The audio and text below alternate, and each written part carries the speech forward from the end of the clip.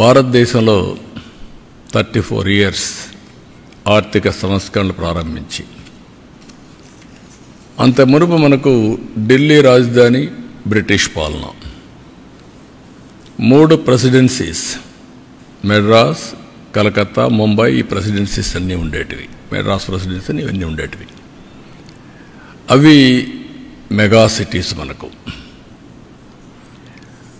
అయితే ఇంకో కొన్ని హైదరాబాద్ లాంటివి, నిజాం లోకల్గా ఉండే ఇవన్నీ ఉన్నాయి. అలాంటి కొన్ని ప్రాంతాలు ఉన్నాయి. ఓవరాల్గా ఆ సినారియో అది. 91లో ఆర్థిక సంస్కరణలు వచ్చాయి. 91 నేను ఎప్పుడు కంపేర్ చేస్తాను, బిఫోర్ 91, ఆఫ్టర్ 91. ప్రీ 91 అనేది ఆర్థిక సంస్కరణలు రాని నేపథ్యంలో కాంగ్రెస్ పార్టీ మొనోపలి, ఒకే పార్టీ, సుస్థిరమైన ప్రభుత్వం, స్ట్రాంగ్ ప్రభుత్వం, ప్రపంచమంతా కూడా ఎగతాళి చేసే రోజులవి. హిందూ గ్రోత్ రేట్ మీకు 2% వస్తుంది, 1% వస్తుంది, మీకు అభివృద్ధి చేత కాదు అని ఎగతాళి చేసే రోజులు. అక్కడి నుంచి రిఫార్మ్స్ వచ్చాయి. అది కూడా మన తెలుగు బిడ్డ పివి నరసింహరావు తీసుకొచ్చాడు. అక్కడి నుంచి అందరికీ సమాన అవకాశాలు వచ్చాయి. What is the beauty of reform అంటే, లైసెన్స్ రాజు పోయింది, అందరికీ సమానమైన అవకాశాలు వచ్చాయి. అక్కడి నుంచి స్టార్ట్ అయింది. అక్కడి నుంచి స్టార్ట్ అయితే మీరు చూస్తే వెరీ ఇంట్రెస్టింగ్ ఒక సినారియో మీకు చూపిస్తాను. మళ్ళీ మీకు కూడా ఇస్తా, మీరు చూసుకోండి. మహారాష్ట్ర 95లో $55 బిలియన్ జిఎస్టిపి, అది $490 బిలియన్ అయింది. అంటే 9 టైమ్స్ గ్రో అయింది. 95కు 2024కి 9 టైమ్స్ గ్రో అయింది. $3,500 పర్ క్యాపిటల్ ఇన్కమ్. ఇప్పుడు గుజరాత్ 24 బిలియన్ అది $370 బిలియన్ పెరిగింది. అంటే 15 సార్లు పెరిగింది. వాళ్ళ తలసరి ఆదాయం $4,500. అదే మరి వెస్ట్ బెంగాల్ అప్పటికే $51 బిలియన్, అది 241కే పెరిగింది. అంటే 4.7 టైమ్సే పెరిగింది. గుజరాత్ 15 సార్లు, వెస్ట్ బెంగాల్ 4.7 సార్లు. వాళ్ళ తలసరి ఆదాయం $1,925. తమిళనాడు 45 బిలియన్ అప్పటికే, $355 బిలియన్ పెరిగింది. 8 టైమ్స్ పెరిగింది. $3,950 తలసరి ఆదాయం. యునైటెడ్ ఆంధ్రప్రదేశ్ 22 బిలియన్ $695కి, రెండూ కలిపి ఇప్పుడు 390 అయింది. తెలంగాణ 200 అయింది. ఆంధ్రప్రదేశ్ 190కి తగ్గిపోయింది. అంటే రెండూ కలిపి మీరు చూస్తే $3,000 పర్ క్యాపిటల్ ఇన్కమ్. దాంట్లో ఆంధ్రప్రదేశ్ 2,40,000కి మిగిలిపోయి వాళ్ళు 3,56,000కి వెళ్ళే పరిస్థితికి వచ్చారు. Difference of governance I'm comparing year. Karnataka 43 billion $290 now billion 7 సార్లే పెరిగింది. తమిళనాడు 8 సార్లు పెరిగింది. కర్ణాటక మనం అనుకుంటున్నాం 7 సార్లే పెరిగింది. ఆంధ్రప్రదేశ్ 12 సార్లు పెరిగింది. ఇది కంబైన్డ్ ఆంధ్రప్రదేశ్ చూస్తే. అదే గుజరాత్ 15 సార్లు పెరిగింది. దీంతో $4,150 వచ్చింది. పాపులేషన్ తక్కువ ఉంది కాబట్టి. యూపీ 38 బిలియన్ నుంచి $356 బిలియన్ అయింది. 9 సార్లు పెరిగింది. $1,160 పర్ క్యాపిటా, పెద్ద పాపులేషన్. రాజస్థాన్ 33 బిలియన్ అది 175 పెరిగింది. 5 సార్లే పెరిగింది. $2,100 తలసరి ఆదాయం. బీహార్ 7.55 బిలియన్ ఉండేది 120 అయింది, 16 సార్లు పెరిగింది. కానీ ఇప్పుడు కూడా $750 పర్ క్యాపిటల్ ఇన్కమ్ ఉంది. కేరళ $12.5 బిలియన్ నుంచి $160 బిలియన్ అయింది. 12 టైమ్స్ పెరిగింది. $3,500 పర్ క్యాపిటల్ అయింది. ఆల్ ఇండియా $330 బిలియన్ నుంచి $3,570 బిలియన్ పెరిగింది. ఇది 11 టైమ్స్ పెరిగింది. 2,300 USD మొత్తం తలసరి ఆదాయం. దీంట్లో మీకు గుర్తుపెట్టుకోవాల్సింది, ఇక్కడ మనం అర్థం చేసుకోవాల్సింది, 95లో ఆర్థిక సంవత్సరంలో వచ్చాయి. ఫస్ట్ మూవర్ అడ్వాంటేజ్ టెక్నాలజీ తీసుకున్నాం. అక్కడి నుంచి అందరూ కూడా టెక్నాలజీ కొంత ముందు తీసుకున్నారు, కొంతమంది వెనకాల తీసుకున్నారు. నాలాంటి వాడు అందిపుచ్చుకొని చాలా ముందుకు వెళ్ళాం. దెన్ డెమోగ్రఫిక్ డివిడెంట్ అందరికీ ఉంది. మనం కొంచెం తొందరపడి పాపులేషన్ కంట్రోల్కి వెళ్ళాం, కొంతమంది పోలేదు, అవన్నీ ఉన్నాయి. కానీ ఇంకా ఎంగేజ్ ఉంది. దెన్ గుడ్ పబ్లిక్ పాలసీస్, అక్కడి నుంచి పోటీ ప్రపంచంలో మంచి పబ్లిక్ పాలసీస్ ఏవైతే తీసుకొచ్చామో, ఒక ఐటీ, ఒక ఇన్ఫ్రాస్ట్రక్చర్ గేమ్ చేంజర్గా మారాయి. వెల్త్ క్రియేషన్ అయింది, ఆపర్చునిటీస్ పెరిగాయి, గ్రోత్ మల్టిప్లైర్ ఎఫెక్ట్లో వెళ్ళిపోయే పరిస్థితికి వచ్చింది. అదే సమయంలో right leader, right time and continuation, it made all the difference. మీరు ఇక్కడ చూస్తే గుజరాత్ 15 సార్లు అందరికంటే హైయెస్ట్ పెరిగింది. ఈరోజు $4,500 వెళ్ళిపోయారు వాళ్ళు. వై? అంత మునుపున్న ముంబై, కలకత్తా, చెన్నైని డామినేట్ చేసి ముందుకెళ్ళారు. రెండోది టెక్నాలజీ హబ్స్ అయినటువంటి హైదరాబాద్, బెంగళూరు, పూణేను కూడా దాటి ముందుకెళ్ళిపోయే పరిస్థితికి వచ్చారు. అంటే కన్సిస్టెంట్ పాలసీస్, లీడర్షిప్, గ్రోత్, ఇవన్నీ కలిపి it makes all the difference. అందుకే మీరు చూస్తే వెస్ట్ బెంగాల్ $51 బిలియన్ ఉండేది, గుజరాత్ 24 ఉండేది. ఇది రివర్స్ అయిపోయింది. 370 గుజరాత్, 241 వెస్ట్ బెంగాల్. సేమ్ మనుషులు, సేమ్ నీళ్లు ఉన్నాయి, సేమ్ అవకాశాలు, సేమ్ రిఫార్మ్స్. ఇవన్నీ కూడా మనం గుర్తుపెట్టుకోవాల్సింది. ఒక లీడర్ కానీ కరెక్ట్గా ప్లాన్ చేస్తే ఏం జరుగుతుందో ఇది ఒక ఎగ్జాంపుల్స్. ఇవన్నీ నేను అందుకే చాలాసార్లు చెప్పాను, భారతదేశానికి రైట్ టైంలో రైట్ లీడర్ నరేంద్ర మోడీజీ. కొంతమందికి ఇష్టమున్నా లేకపోయినా it is the right momentum.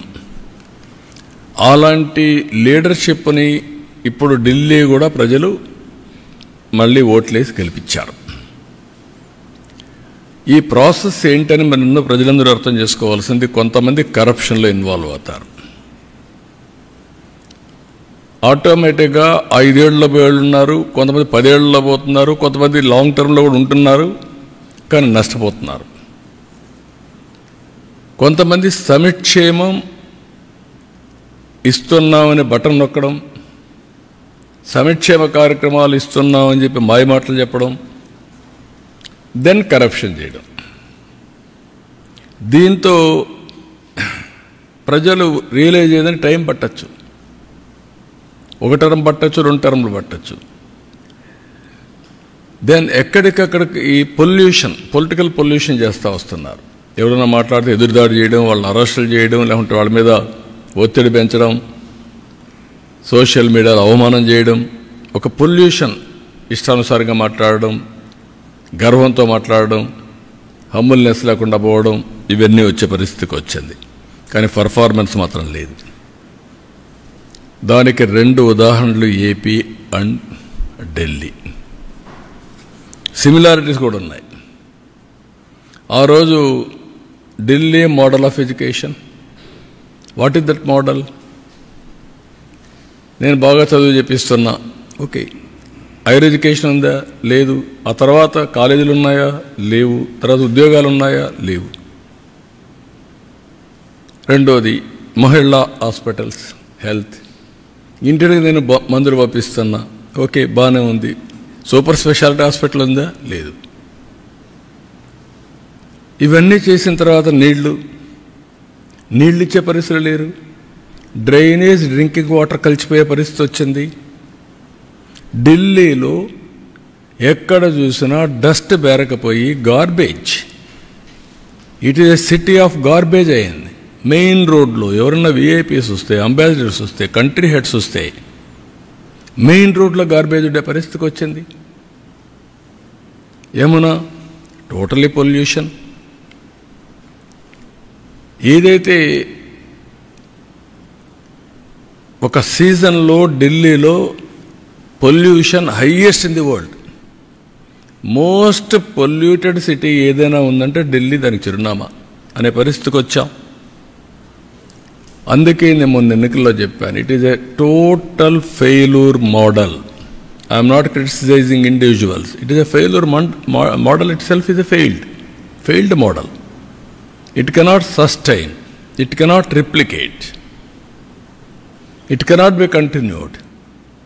Continue అయ్యే కొందికి ఏమవుతుంది? ప్రజలకు బ్లీడింగ్ అవుతుంది. ఇంకా ఒకప్పుడు మీరు చూస్తే బెస్ట్ ఎగ్జాంపుల్స్ ఇక్కడ పంజాబ్, మనం గర్వంగా చెప్పుకున్నాళ్ళం. పంజాబ్ అంటే ఒకప్పుడు దేశానికి కావాల్సిన సైన్యం అంతా అక్కడి నుంచి వచ్చేవాళ్ళు, దేశాన్ని రక్షించేవాళ్ళు. దేశానికి అవసరమైన ఫుడ్ అంతా గోధుమలు కానీ రైస్ కానీ సప్లై చేసేవాళ్ళు. 5 నదులు ఉన్నాయి. ఈరోజు ఏమైంది పంజాబ్? డ్రగ్స్. ఐటీకి పోలేదు, డ్రగ్స్ వచ్చాయి. అదే సమయంలో పంజాబ్లో ఈరోజు మీరు చూస్తే ఎవ్రీడే ఒక ట్రైన్ ఢిల్లీకి వస్తుంది క్యాన్సర్ ట్రీట్మెంట్ కోసం. Is it not our responsibility to correct it right time? ఇవి చూసిన తర్వాత ఇక్కడ అక్కడ మీరు చూస్తే వెల్ఫేర్ అని చెప్పి నేను నీళ్లు ఊరికే ఇస్తున్నా, కరెంటు ఊరికే ఇస్తున్నా, ఇవన్నీ చెప్పారు. కానీ భవిష్యత్తును అంధకారం చేసే పరిస్థితికి వచ్చారు. ఇక్కడ కూడా మన రాష్ట్రంలో మీరు చూస్తే అక్కడ కొద్ది టైం తీసుకున్నారు, కానీ మన రాష్ట్రంలో 5 ఏళ్లలోనే బటన్ నొక్కే కార్యక్రమానికి విసుగొచ్చే పరిస్థితికి వచ్చారు. వీళ్ళ అరాచకాలు అద్దులు లేకుండా పోయే పరిస్థితి వచ్చింది. ఎగో ప్రాబ్లమ్స్ కూడా చిన్న పెద్ద లెక్క లేకుండా ఇష్టానుసారంగా మాట్లాడడం, ఆ గర్వం, ఎగో, ఏదో ఎక్కడి నుంచో వచ్చినట్టు ప్రవర్తించడం, ఆ హంబుల్నెస్ లేకుండా పోవడం, ఇవన్నీ జరిగాయి. ఢిల్లీలో జరిగిన liquor is nothing compare to Andhra Pradesh. ఎవరైనా సరే లిక్కర్లో ఇన్వాల్వ్ అయిన వాళ్ళు ఇంతవరకు ఆ ఫ్యామిలీస్ కూడా బాగుపడవు. అంటే అది పాపిస్ట్ డబ్బులు. రెండోది, పేదవాళ్ళ ఆరోగ్యాన్ని సర్వనాశనం చేసి మీరు ఎంజాయ్ చేయడానికి ఎవరిచ్చారు మీకు అధికారం? రూలర్స్కి.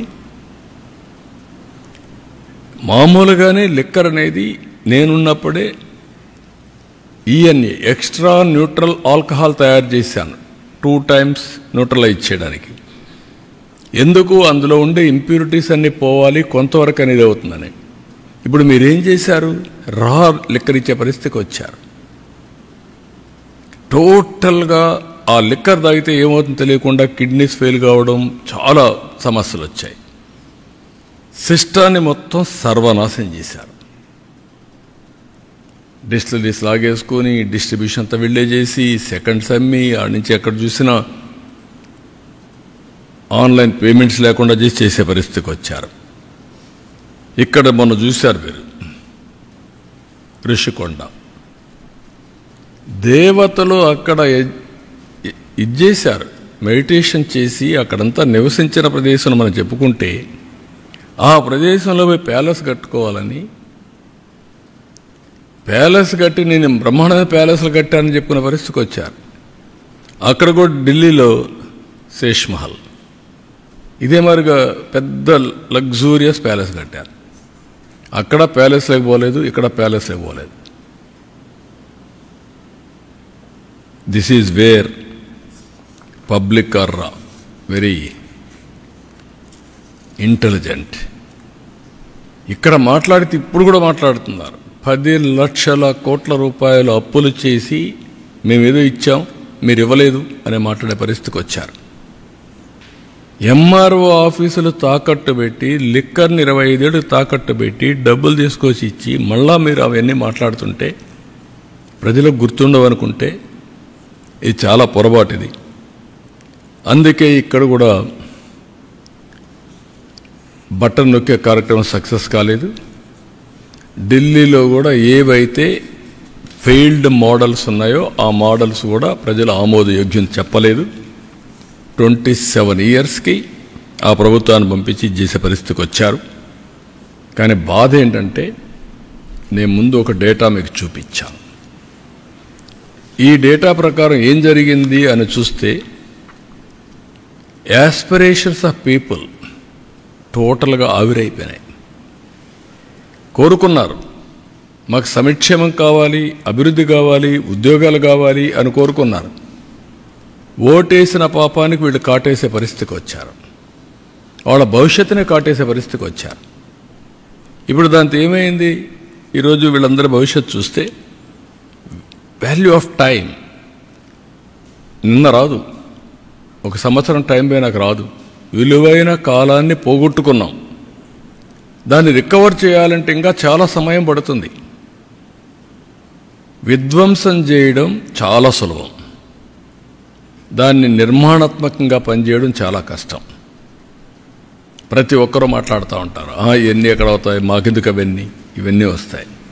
అలాంటివన్నీ చేసి మొత్తం ప్రజల అవకాశాలని పూర్తిగా సర్వనాశనం చేసే పరిస్థితికి వచ్చారు. నేను అందుకే మొన్న కూడా చెప్పా, సంపద సృష్టించలేని వ్యక్తులు, ప్రభుత్వానికి ఆదాయం పెంచలేని వ్యక్తులు సంక్షేమ కార్యక్రమాలతో, బటన్ నొక్కే కార్యక్రమంతో డిస్ట్రిబ్యూషన్ చేయడానికి వీళ్ళకి అధికారం లేదు. అది సస్టైనబుల్ మోడల్ కాదు. నేను చాలా ఫర్మ్గా చెప్తున్నా. You create wealth, you concentrate development, you spend money on welfare and empowerment. కంటిన్యూగా చేయండి. వాళ్ళ పర్ క్యాపిటా ఇన్కమ్ పెంచండి, వాళ్ళ జీవన ప్రమాణాలు పెంచండి. ఆ మోడలే సస్టైన్ అవుతుంది. అయితే ఓసారి ఇండియన్ డెమోక్రసీలో ప్రజలు చాలా ఇంటెలిజెంట్. భారతదేశం యొక్క విశిష్టత మనం చూస్తే ప్రతి ఒక్కరికి ఒకే ఓటు ఉంటుంది. ఓటేసినాక 5 ఏళ్ళు భరించాల్సి వస్తుంది. 5 ఏళ్ళ తర్వాత చరిత్ర తిరగ రాస్తూ ఉంటారు. కొన్ని దగ్గర 10 ఏళ్ళు కూడా పడతా ఉంది. అయితే ఇది చూసినప్పుడు కులాల పేరుతో, మతాల పేరుతో, ప్రాంతాల పేరుతో కొంతమంది మోసపోయే పరిస్థితులు కూడా ఉంటారు. ఏది జరిగినా నష్టం మాత్రం వాళ్ళకే ఉంటుంది. అందుకే నేను చూశాను, ఈరోజు చెప్పింది కామన్ సెన్స్ అయితే మాత్రం భారతదేశంలో ఓటర్కి అబండెంట్ కామన్ సెన్స్ ఉంది. మంచి అని చెప్పే మనస్తత్వం ఉంటుంది. ఒక్కోసారి మోసపోయినప్పుడు మళ్ళీ దానికి అవకాశం కోసం సెర్చ్ చేసే పరిస్థితికి వస్తారు. అదే ఢిల్లీలో జరిగింది, అదే ఆంధ్రప్రదేశ్లో జరిగింది. ఈ మిస్లీడింగ్ వల్ల చాలా కాస్ట్ అవుతుంది. ఒకసారి ఇదైపోయిన తర్వాత మళ్ళీ దాని నుంచి తప్పించుకోవాలంటే చాలా సమయం పడుతుంది. వీళ్ళు ఎప్పటికప్పుడు ఎలాంటి విష ప్రచారాలు అంటారా, లేకుంటే పొలిటికల్ పొల్యూషన్ అంటారా, ఏదన్నా కానీ ఇది చాలా డేంజర్ ఫర్ ది నేషన్. సమాజానికే పెద్ద ప్రమాదం. అందుకే 35 సంవత్సరాలు, 30 ఏళ్ళు ఆల్ డేటా ఈజ్ అవైలబుల్. ఎప్పుడు ఎవరు పరిపాలించారో కూడా అవైలబుల్, బ్లాక్ అండ్ వైట్. ఇది డిబేట్ జరగాల్సిన అవసరం ఉంది దేశాల్లో. ఎవరి పాలసీలు ఏం తీసుకొచ్చాం, ఆ పాలసీల వల్ల ప్రజల జీవితాల్లో ఏ విధంగా ప్రభావితం చేశాయి, దీనివల్ల సస్టైనబిలిటీ వచ్చిందా, డిట్రియేషన్ వచ్చిందా, డిస్ట్రాక్షన్ జరిగిందా, వాళ్ళ జీవితాలు సర్వనాశనమైనాయా, అవకాశాలు పోగొట్టుకున్నది కూడా చర్చ జరగాల్సిన అవసరం ఉంది. ఆ చర్చ ఈ 30 ఏళ్ళుగా జరిగితే ఈచ్ పొలిటికల్ పార్టీ కాంట్రిబ్యూషన్ వాళ్ళ స్టేక్ హోల్డర్స్కి, నా కాంట్రిబ్యూషన్ ఏంటి ఆంధ్రప్రదేశ్కి, లేకుంటే ఇంకొక ఆయన వచ్చిన 5 ఏళ్ళు ఆయన కాంట్రిబ్యూషన్ ఏంటి, ఇంకొక ఆయన 10 ఏళ్ళు ఉంటే ఆయన కాంట్రిబ్యూషన్ ఏంటి, ఏం జరిగింది, ఇవన్నీ చర్చ జరగాల్సిన అవసరం ఉంది. ఒక బాధ్యత కలిగినటువంటి రాజకీయ పార్టీలుగా బాధ్యతతో ప్రవర్తించే మనందరం ఎలక్షన్ మేనిఫెస్టోలో చెప్పాం కాబట్టి రాష్ట్రాన్ని ఏం చేసినా పర్వాలేదు, నేను గెలిస్తే చాలు అనే, నేను ఎన్నిసార్లు మోసం చేస్తాను, అబద్ధాలు చెప్తాను, ఫేక్ న్యూస్ ఇస్తాను, ఇష్టానుసారంగా మాట్లాడతానంటే అది కరెక్ట్ కాదు. అందుకే ప్రజల్లో కూడా ఒక చైతన్యం రావాలని మనస్ఫూర్తిగా కోరుకుంటున్నాను. మీరు వేసేసిన తర్వాత బాధపడడం కాదు. నేను క్లియర్గా 5 సార్లు గుజరాత్లో గెలిచారు, 5వ గవర్నమెంట్, 15 times గ్రోత్ రేట్, 15 రెట్లు పెరిగింది. మీ కళ్ళ ముందర కనపడుస్తుంది ఇది. అదే 2024లో కూడా నేను గెలిచుంటే 12 సార్లు కాదు, గుజరాత్తో సమానంగానూ ముందో ఇద్దరు ఉండేవాళ్ళు. That is where I want to emphasize to the people. You go through data. గాల్లో విమర్శించడం కాదు. ఏం జరిగింది ఆ పీరియడ్లో, ఆ జరిగిన తర్వాత ఏ విధంగా మీకు లాభం వచ్చింది, తర్వాత ఏ విధంగా నష్టం వస్తుంది అనేది మీలో తెలివితేటలతో ఆలోచించాలి ప్రతి ఒక్కరు. Apply your brains, discuss. Common మ్యాన్కి కూడా మనం ఎడ్యుకేట్ చేయాల్సిన బాధ్యత మీకు ఉంది, మాకు ఉంది. అందుకే నేను చెప్పాను మీడియాకు కూడా, మీరు కూడా అనలిటికల్గా వెళ్ళండి. ఒక చరిత్రలో ఒకప్పుడు తీసుకున్న నిర్ణయాల ప్రభావం ఇప్పుడు ఎట్లుంది, ఈరోజు తీసుకునే నిర్ణయాల వల్ల రేపు భవిష్యత్తులో ఏముంటుంది. ఈరోజు నరేంద్ర మోడీ గారు విజన్ 2047 వికసిత్ భారత్ తీసుకున్నారు. నేను వికసిత్ భారత్కు అనుసంధానం చేసుకుంటూ స్వర్ణ ఆంధ్రప్రదేశ్ తీసుకున్నా. నేను అంబిషియస్ ప్లాన్ పెట్టుకున్నాను. $2.4 trillion 2047కి తయారు కావాలని. దీనికి 42,000 డాలర్లు తలసరి ఆదాయం. ఆ రోజు డాలర్ ఎంత రేటు ఉంటే అంత వస్తుంది. ఈరోజు 3,200 ఆ ప్రాంతంలో ఉన్నాం.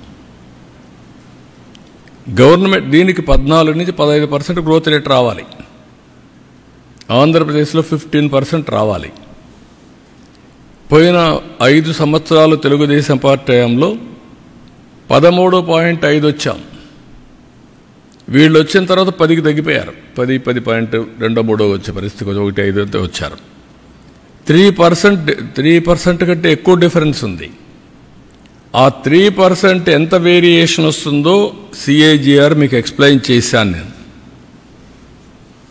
కన్సిస్టెంట్గా 15% పెరిగితే డబల్ ది గ్రోత్ రేట్, అంటే 2 గ్రోత్ కానీ పెరగగలిగితే 4.5 రెట్లు పర్ క్యాపిటల్ ఇన్కమ్ పెరుగుతుంది. మామూలు వచ్చేదానికంటే జిఎస్టిపి పెరుగుతుంది.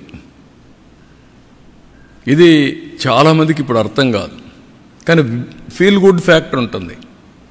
అందుకే మీరు చూసిన నన్ను అరెస్ట్ చేసినప్పుడు 60 దేశాల్లో డెమాన్స్ట్రేట్ చేశారు తప్పని. రాష్ట్రంలో డెమాన్స్ట్రేట్ చేశారు, హైదరాబాద్లో డెమాన్స్ట్రేట్ చేశారు. ఎప్పుడు నేను మర్చిపోలేను. హైదరాబాద్లో ఎవరైతే అణిచివేయాలని ప్రయత్నం చేస్తే చేతులు కాల్చుకున్న పరిస్థితికి వచ్చారు. అంటే రైట్ని రైట్గా ప్రజలు ఆమోదించే పరిస్థితికి వచ్చారు. అదే ఈరోజు మీరు చూస్తే ఢిల్లీ చూశారు, ఎండార్స్ చేశారు. Difference is that. ఎప్పటికప్పుడు నేను అందుకని ప్రజల్ని ఒక సీనియర్ నాయకుడిగా నేను అందరికంటే, ఎందుకంటే 75 నుంచి రాజకీయాలు చూశాను. At the helm of affairs 82, 83 నుంచి ఉన్నా. I have seen so many governments, so many public policies, pre-economic reforms, post-economic reforms చూసా, టెక్నాలజీ చూసా, టెక్నాలజీ అడాప్ట్ చేసుకున్నా. అమలు చేశా. ఈరోజు అనేక సంక్షోభాలు చూసా, అవకాశాలు చూసా. ఈరోజు నేను ఒకటే అప్పీల్ చేస్తున్న ప్రజలకి, great nation, great opportunity. Delhi is the best example. Right time, right leader. నేను ఏదైతే ఇంతవరకు కూడా చెప్పానో అది నరేంద్ర మోడీ. అందరంగానే అన్డివైడెడ్ అటెన్షన్తో ముందుకు పోతే India will become number 1 or 2 by 2047. ప్రపంచంలో Indians will be number 1. There is no second thought. That is the leadership we're having. అందులో నా స్వార్థం ఏంటంటే, అటు కేంద్రం ఇటు రాష్ట్రంలో డబుల్ ఇంజన్ సర్కార్, 2 ప్రభుత్వాలు ఉంటే గ్రోత్ కూడా డబుల్ డిజిట్ గ్రోత్ ఉంటుంది. ఢిల్లీలో నేను చూశాను ప్రాక్టికల్గా. ఆయుష్మాన్ భారత్కి వచ్చే డబ్బులు ఉపయోగించుకోవాలా, సెంట్రల్ గవర్నమెంట్ స్కీమ్స్ ఉపయోగించుకుంటే కేంద్రానికి క్రెడిట్ వస్తుందని ఉపయోగించుకోకుండా చేసి ప్రజలకు అన్యాయం చేసే పరిస్థితికి వచ్చారు. అదే ఎగో ప్రాబ్లం అంటాం. అలాంటివి ఇది చేసినప్పుడు సమస్య వస్తుంది. అందుకే నేను ఆలోచించేది, నరేంద్ర మోడీ గారు ప్రపంచంలో భారతీయులు నెంబర్ 1 చేస్తే నేను తెలుగు జాతిని ప్రపంచంలో నెంబర్ 1 చేయాలనుకుంటున్నా. అది నా స్వార్థం. హైయెస్ట్ పర్ క్యాపిటల్ ఇన్కమ్ ఇండియాలో ఇండియన్స్ వస్తే, మొత్తం ప్రపంచంలో మనం వస్తే హైయెస్ట్ పర్ క్యాపిటల్ తెలుగు వరకు ఉండాలని నా కోరిక. అందుకే 15% పెట్టుకున్నా. అప్పటికి అన్ని రాష్ట్రాలని అధిగమించాలి సిఏజీఆర్లో. నేను ఇది జరగాలంటే అన్డివైడెడ్గా ప్రజలు సపోర్ట్ చేయాలి. నేను ఫ్యాక్ట్స్ అండ్ ఫిగర్స్తో చెప్తున్నా. విమర్శించే వాళ్ళు ఎప్పుడూ విమర్శిస్తారు. నేను ఒకటే ఆలోచిస్తాను, ఏది మంచో దాన్ని అనుసరిస్తా, ఏది మంచో అది ఆచరిస్తా, అదే ప్రాక్టీస్ చేస్తా, అదే ఇంప్లిమెంట్ చేస్తా, అదే ఎగ్జిక్యూట్ చేస్తా. అదే రియల్ టైం గవర్నెన్స్, అదే పాజిటివ్ పబ్లిక్ పర్సెప్షన్, అదే ఈరోజు వాట్సాప్ గవర్నెన్స్. అదే ఈరోజు మీరు చూస్తే 14-19లో 13.5% గ్రోత్ వచ్చింది. ఇప్పుడు 15+ రావాలనేది నా ఆకాంక్ష. ఇది రావాలంటే ప్రజలందరూ కూడా ముందుకు రావాలి, అందరూ కూడా సహకరించాలి. ఢిల్లీది ఒక ఆదర్శంగా తీసుకోవాలి. 1 నేషన్ 1 ఎలక్షన్ కూడా ఈ సందర్భంలో మోర్ అప్రోప్రియేట్. ఎప్పుడు ఎలక్షన్స్ మీద కాకుండా ఎప్పుడు అభివృద్ధి పైన, సంక్షేమం పైన, ఎంపవర్మెంట్ మీద శ్రద్ధ పెట్టాల్సిన అవసరం ఉంది, ఫోకస్ చేయాల్సిన అవసరం ఉంది. This is the message I want to give. So అప్పటికి ఆంధ్రప్రదేశ్కు, ఆల్ ఇండియాకు చూస్తే, పాపులేషన్ చూస్తే ఇండియా విజన్ ప్రకారం $3.30 ట్రిలియన్. నా లెక్క ప్రకారం అది 50 కూడా పోయే అవకాశం ఉంది కరెక్ట్గా చేస్తే. $18,000. అది ఇంకా పెంచాలి, పెంచే అవకాశాలు కూడా ఉన్నాయి. ఆంధ్రప్రదేశ్ వచ్చే కొందికి $42. ఇప్పుడు ఆల్ ఇండియా లెవెల్ కంటే పర్ క్యాపిటల్ కొద్దిగా ఎక్కువ ఉన్నాం, తెలంగాణ కంటే తక్కువ ఉన్నాం, సౌత్ ఇండియాలో అందరికంటే తక్కువ ఉన్నాం. సో మనందరి మీద ఒక గురుతరమైన బాధ్యత ఉంది. ఇది చేయాలంటే అందరి సహకారం అవసరం. నేను అందుకే మొత్తం ఫ్యాక్ట్స్ అండ్ ఫిగర్స్ ఇలాంటి సందర్భంలో పెడితే ప్రజలకు అర్థమవుతుంది. నేను వ్యక్తుల్ని విమర్శించడానికి కాదు, వాళ్ళు అవలంబించిన సిద్ధాంతాల వల్ల లాభం రాలేదు, రావు. అవన్నీ ఫెయిల్డ్ సిద్ధాంతాలు. ఇండియన్ పాలిటిక్స్లో చాలా చూసాం. ఒకప్పుడు కమ్యూనిస్ట్ పార్టీలు చాలా బలంగా ఉన్నాయి, ఈరోజు ఆదరణ కోల్పోయారు. అదే మరిగా నాయకులు ఒక్కొక్కసారి ఒక ఎలక్షన్లో వింటారు, రెండో ఎలక్షన్లో వదిలిపెట్టే పరిస్థితులు వస్తున్నారు. ఇలాంటివన్నీ కూడా వేరియస్ ఎక్స్పెరిమెంట్ జరిగే దేశంలో. ఈ ప్రయోగాలన్నీ చూసిన తర్వాత నేను ఫస్ట్ నుంచి ఏదైతే నమ్మానో ఆ నమ్మిన సిద్ధాంతం కోసం, అందుకే ఒకసారి నేను 95 సీఎం ఈజ్ డిఫరెంట్, తర్వాత వచ్చినప్పుడు డిఫరెంట్ అని 95లో నేను చేసింది ప్రజలను కూడా క్యారీ చేశాను. ఎప్పటికప్పుడు కన్విన్స్ చేసుకుంటూ ఎడ్యుకేట్ చేస్తా పోయాను. ఇప్పుడు నరేంద్ర మోడీ గారు అదే చేస్తున్నారు. ఎవ్రీ ఎలక్షన్లో గెలుస్తున్నారంటే ఈరోజు ప్రజలకు సంతృప్తి కలిగే పాలన. టుడే హ్యాపీగా ఉండాలి, భవిష్యత్తు మీద ఆశ ఉండాలి. ఈ రెండు చేయడమే కరెక్ట్ విధానం. అదే వారు చేస్తున్నారు. అదే మరి sustainable development through good governance. So this is what I want to convey.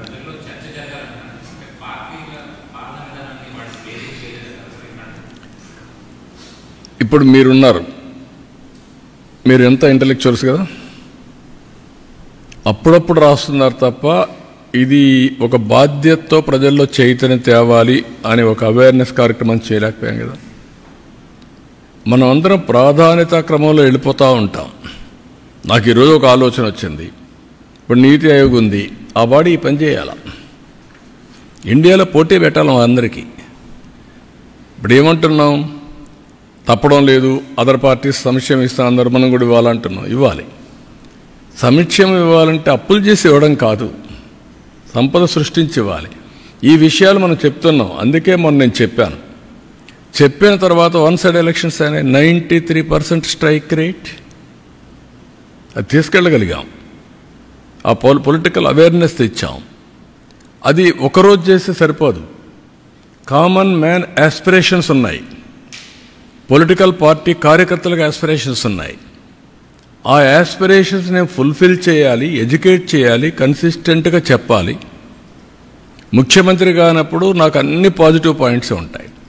ఇప్పుడు నేను పర్ఫార్మెన్స్తో పబ్లిక్ని కన్విన్స్ చేయాలి. ఏ కార్యకర్త ఏ ఆఫీసర్ తప్పు చేసినా అది కూడా నెగిటివ్ నాకే వస్తుంది, ముఖ్యమంత్రికే వస్తుంది. అది ప్రజలకు అర్థమయ్యేటికి చెప్పాలి. మళ్ళీ నేను యాక్షన్స్ కూడా తీసుకోవాలి. ఈ రెండు బ్యాలెన్స్ చేయాలి. ఆ బ్యాలెన్స్ మిస్ అయితే ప్రాబ్లం వస్తుంది. అందుకే చెప్పా సో మెనీ టైమ్స్ 1995 నేను ఉదాహరణకు నేను క్విక్ డిస్పోజల్ ఆఫ్ ఫైల్స్ చెప్పాను. క్యాబినెట్లో రకరకాలుగా రాస్తారు, వక్రీకరించి రాస్తారు. అంటే ఆన్ టెక్నాలజీలో ఫైల్స్ అన్నీ క్లియర్గా ఆన్లైన్లో ఉన్నాయి. నాకు ఎప్పుడు ఫైల్ వచ్చింది, ఎప్పుడు పంపించాం.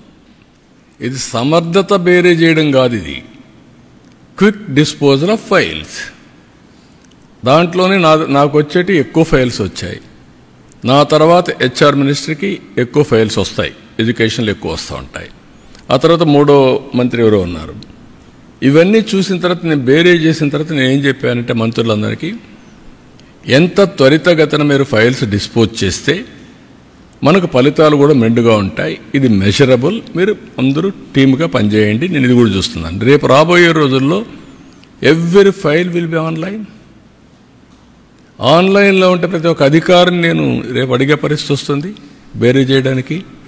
నీకు ఒక 5 ఫైల్స్ వచ్చాయి, వారం రోజుల్లో క్లియర్ చేయకపోతే నువ్వేం పని చేస్తున్నావు? Is it not your responsibility? ఇది వాట్సాప్ గవర్నెన్స్ తీసుకొచ్చాం. It is innovative. ఈరోజు ఆల్ టికెట్స్ ఇంటర్మీడియట్ వాట్సాప్ గవర్నర్లో కొడితే వస్తుంది. Is it not a big change? దాన్ని విమర్శించడం ఏంటి? అంటే ఎక్కడికి పోతున్నాం? పాన్ కార్డు కూడా వాట్సాప్లో పెట్టి డబ్బులు కడతా ఉంటే ఇదేదో డేటా పోతుంది అంటే ప్రజల్ని మభ్యపెట్టి వక్రీకరించి మాట్లాడి ప్రజల్ని ఎప్పటికప్పుడు ఇష్టానుసారంగా పక్కదారి పట్టించడానికి చేసే ప్రయత్నాలు ఇవి. ఈ ప్రయత్నాలు ఉన్నప్పుడు నేను మాట్లాడడం కాదు, మీడియా మీరు మాట్లాడాలా, మీరు కాదు ప్రజలు మాట్లాడాలా, ఇంటలెక్చువల్స్ మాట్లాడాలా. ఎలక్షన్ల ముందు ఓటేయడం కాదు, ఓటేసారు, బాధ్యతగా వేశారు, అవేర్నెస్ వేశారు, మీ యాస్పిరేషన్స్ ఫుల్ఫిల్ అవుతాయని వేశారు. ఇప్పుడు మీరు చేయాల్సింది ఏంటి? దీన్ని కంటిన్యూగా మనం అందరం కలిసి సమిష్టిగా చైతన్యంతో ముందుకు పోతే 15% గ్రోత్ వచ్చిందనుకోండి, ఎవరికి లాభం? రాష్ట్రానికి లాభం, ప్రజలకు లాభం, మీ తలసరి ఆదాయం పెరుగుతుంది. నిన్న ఎండ్ టు ఎండ్ వర్కౌట్ చేశాను, 3 hours కూర్చున్నాను అగ్రికల్చర్లో. సాయిల్ హెల్త్ దగ్గర నుంచి నాశనం చేశారు. ఉదాహరణ సాయిల్ హెల్త్ అంటే ఏంటి? నేను ఒకప్పుడు మైక్రో న్యూట్రియంట్స్ ఫ్రీగా ఇచ్చాను, ఇప్పుడు సాయిల్ టెస్ట్ చేయడం మానేశారు. ఇప్పుడు మళ్ళీ సాయిల్ టెస్ట్ ఇచ్చేసి మైక్రో న్యూట్రియంట్స్ ఇచ్చి Andhra Pradesh farmers are very good. దానికి నేను మనస్ఫూర్తిగా అభినందిస్తున్నా. వెరీ ప్రోగ్రెస్ ఫార్మర్స్ మనవాళ్ళు మీరు చూస్తే ఒక మాట చెప్తే అల్లకపోతారు. వీళ్ళు రాయదుర్గకి వెళ్ళి వేరే రాష్ట్రాల్లో బ్రహ్మాండంగా వ్యవసాయం చేశారు. ఒకప్పుడు తెలంగాణకి ఇక్కడి నుంచి వెళ్ళిపోయారు, బళ్ళారి ఆ ప్రాంతానికి వెళ్ళారు, ఆఫ్రికాకి వెళ్ళారు, వేరే రాష్ట్రాలకు వెళ్ళారు, ఎక్కడ నీళ్లుంటే అక్కడికి వెళ్ళిపోయారు. వెళ్ళిపోయేసి అవకాశాలు బ్రహ్మాండంగా ప్రూవ్ చేశారు. ఇప్పుడు హార్టికల్చర్ కానీ, అక్వాకల్చర్ కానీ, స్పైసెస్ కానీ వీఆర్ నెంబర్ 1. ఇక్కడ ఆ మోడల్స్ని క్రియేట్ చేసి మనం ఫెసిలిటేట్ చేస్తే బ్రహ్మాండంగా చేసి పామాయిల్ వీఆర్ నెంబర్ 1. అందుకని నేను చాలా క్లియర్గా ఆదాయాన్ని పెంచే మార్గం, రైతులకు వ్యవసాయ ఖర్చులు తగ్గించడానికి టెక్నాలజీ ఎట్లా ఉపయోగించుకోవాలి, నేచురల్ ఫార్మింగ్ చేస్తే దీన్ని ట్రేసబిలిటీ సర్టిఫికేషన్ చేసి ధర ఎక్కువ ఎట్లా సంపాదించుకోవాలి, దానికి కావాల్సిన ప్లేయర్స్ ఇవన్నీ తీసుకొచ్చి వర్కౌట్ చేస్తున్నాం. It will take some time, but that is a revolution అవుతుంది. For the last 10 years 8.8% growth వచ్చిన ఏకైక రాష్ట్రం ఆంధ్రప్రదేశ్ అగ్రికల్చర్లో, వ్యవసాయం. నేను వాస్తవంగా ప్రజల్ని, రైతుల్ని మనస్ఫూర్తిగా అభినందిస్తున్నాను. ఇది రాబోయే రోజుల్లో ఇంకా పెరుగుతుంది. ఇండియాకే కాదు ప్రపంచానికే ఫుడ్ బాస్కెట్గా తయారవుతుంది ఆంధ్రప్రదేశ్ రాష్ట్రం. ఎక్కువగా ఫ్రూట్స్ కానీ, లేకపోతే అక్వాకల్చర్ కానీ, మీట్ కానీ, డైరీ కానీ, ఇవన్నీ అంత పొటెన్షియల్ ఎక్కడుంది, అంత ప్రోగ్రెస్ ఫార్మర్స్ ఉన్నారు.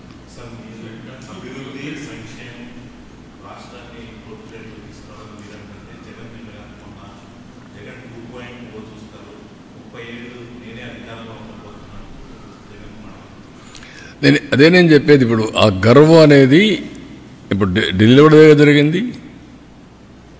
ఇలాంటి మోడీలు ఎంతమంది వచ్చా నన్ను ఓడించలేరన్నారు కదా, ఏమైంది? అందుకే నేనేమంటానంటే హంబుల్నెస్, ఆ పద్ధతి. ఇప్పుడు అలాంటి వాళ్ళతో రాజకీయం చేయాల్సి వచ్చిన బాధ ఉంటుంది నాకు. Over a period of time నేను సిద్ధాంతపరంగా రాజకీయం చేశాను తప్ప వ్యక్తిగత రాజకీయాలు నేను ఎప్పుడూ చేయలేదు నా లైఫ్లో. అయితే సిద్ధాంతపరంగా చేసినప్పుడు కూడా నమ్మిన సిద్ధాంతం కోసం ప్రజల యొక్క జీవన ప్రమాణాలు పెరగాలంటే లా అండ్ ఆర్డర్ చాలా ముఖ్యం. దాంట్లో రాజీ పడలేదు నేను. Faction leaders, communal violence, Naxalites violence, rowdyism చాలా నిర్మోహమాటంగా అణిచివేశాను. ఇటీవల కాలంలో ఏమైంది? ఎక్కడ చూసిన డ్రగ్స్, గంజాయి. ఇప్పుడు తగ్గిందా లేదా? కంట్రోల్ చేసామా లేదా? 7 నెలల్లో కంట్రోల్ అయింది. పూర్తిగా ఎరాడికైంది నేను చెప్పను.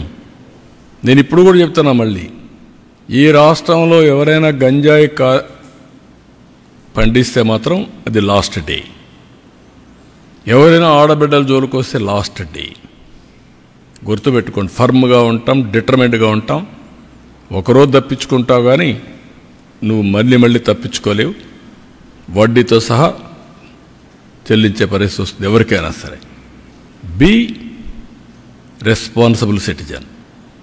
నీ పని నువ్వు చెయ్యి. నువ్వు ఈ రాష్ట్రంలో అందరి మాదిరిగా గౌరవంగా బ్రతకడానికి మీరు గౌరవంగా బ్రతకండి, అందరినీ గౌరవంగా బ్రతకనియండి. ఇష్టానుసారంగా చేస్తే ఇక్కడ ఎక్కడ అయినే పరిస్థితిలో ఉండదు. అట్లని చెప్పి రాజకీయ ముసుగులో నేరస్తులు చేరి ఇష్టానుసారంగా చేస్తే కూడా డెఫినెట్గా కట్టడి చేస్తాం.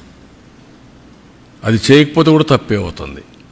మేము చేస్తాం, మీరేమన్నా చేయండి. ఇష్టానుసారంగా మాట్లాడడం, నోరు బారేసుకోవడం, ఓకే మీరు నోరు బారేసుకుని నేను పారేసుకో, అది ఎప్పుడు నా జీవితంలో లేదు. బట్ యాక్షన్ మాత్రం డిటర్మెంట్గా ఉంటుంది, ఫర్మ్గా ఉంటుంది.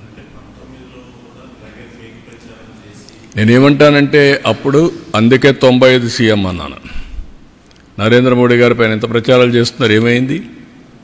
ప్రజల అప్రమత్తంగా ఉండాలి. That is important.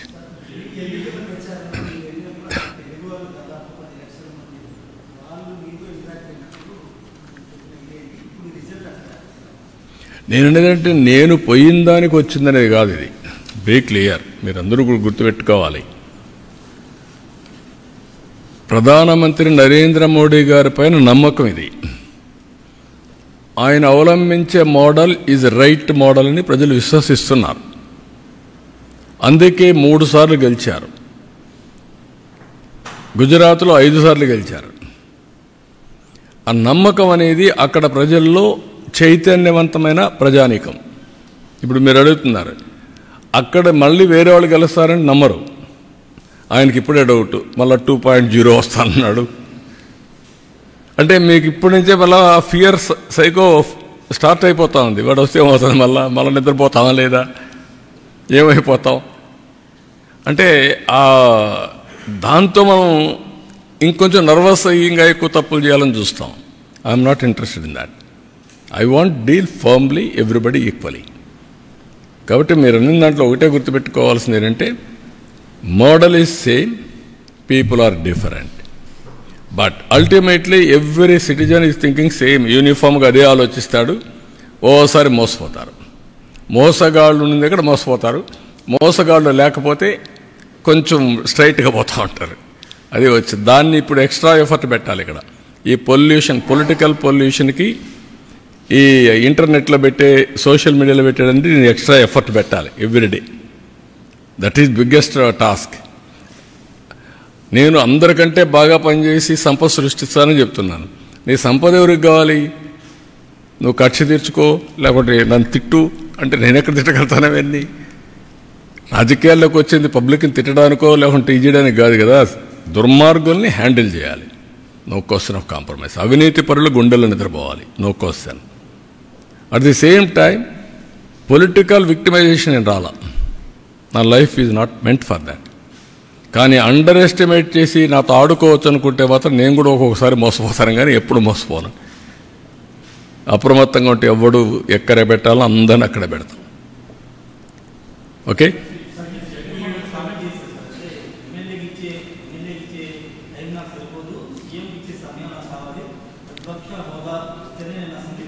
దాన్ని ఏమంటారు? నువ్వు నన్ను అడుగుతున్నావు ఏమంటావు దాన్ని? నీతో ఎవరన్నా మాట్లాడుతున్నావు ఏమంటావు? ఒప్పుకుంటావా? మీ ఇంట్లో నీకు ఆ మధ్య మాట్లాడితే నీ పక్కన మాట్లాడితే ఒప్పుకుంటావు వారిగా? మరి ఇక్కడ ఎందుకు ఒప్పుకుంటున్నావు అంటే నువ్వు ఎందుకు అడుగుతావు నన్ను? దట్ ఈజ్ వేర్ అదే ప్రాబ్లం.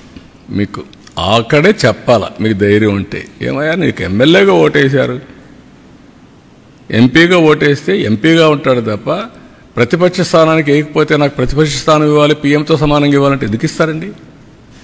ఎందుకు ఇవ్వాలంటున్నా? ఎవరిస్తారు? బ్యూటీ ఆఫ్ డెమోక్రసీ అర్థం చేసుకోకపోతే, ప్రజాస్వామ్య విలువలు అర్థం కాని వాళ్ళకి ఈ బరిగిన ఉంటారు. వితండవాదాలు చేస్తే ఎవరు సమాధానం చెప్పలేం.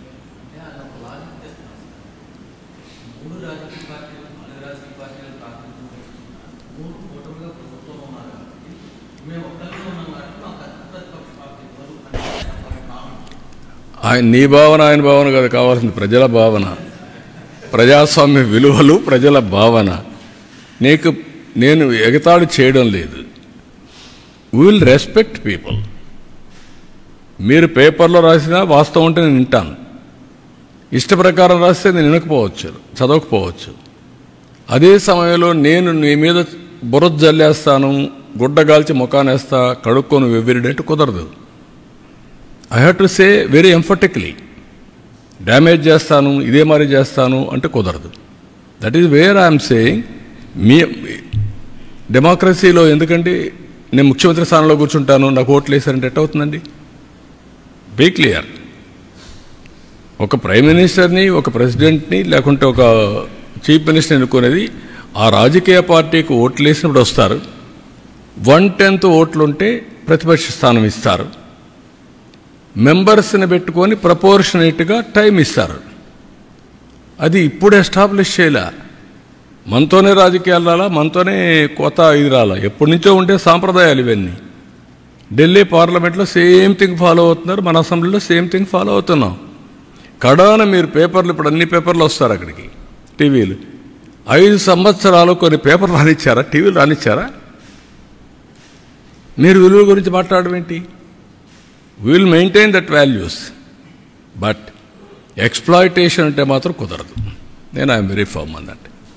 I'm very clear. మీకు అందరూ కూడా గుర్తుపెట్టుకోవాల్సింది, మనమందరం విలువలు పాటిస్తూ వేరే వాళ్ళకు విలువలు చెప్తే ప్రజలు అప్రిషియేట్ చేస్తారు. మనకు విలువలు లేకుండా వేరే వాళ్ళకి విలువలు చెప్తున్న విలువల కోసం డిమాండ్ చేయడం కూడా తప్పే.